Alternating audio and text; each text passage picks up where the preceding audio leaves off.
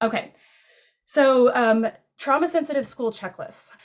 So this checklist is about 10 years old, so it's been around for a while. You'll see here trauma sensitive, trauma responsive.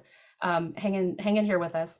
But this is a nice way that a group of folks in a school context can sit down and walk through. There's 5 different sections based loosely on the 5 different principles from SAMHSA. But it's very practical and tangible. And that's the experience that I've had in working with school teams is, people say, great, we're bought into trauma responsive and trauma informed. Yes, we want that. What do you mean? Like tangibly, what do you mean? And what are you talking about? What would it look like to walk into a classroom and say, oh, this is a trauma responsive classroom? Or what would it look like to be on a school bus? Say, oh, this is trauma responsive. And this is a great way to get started.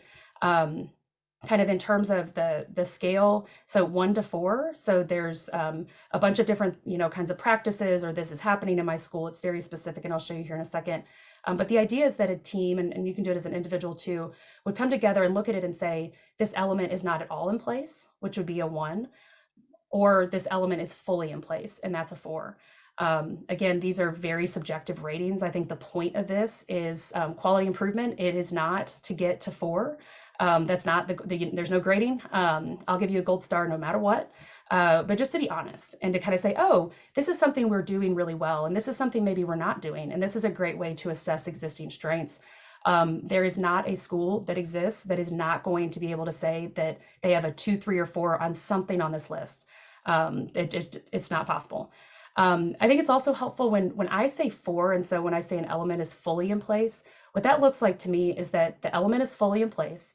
There is a policy, so it's written down somewhere, that the policy is posted, public, transparent, people know where it exists, and there's a way to kind of monitor to see if it's happening.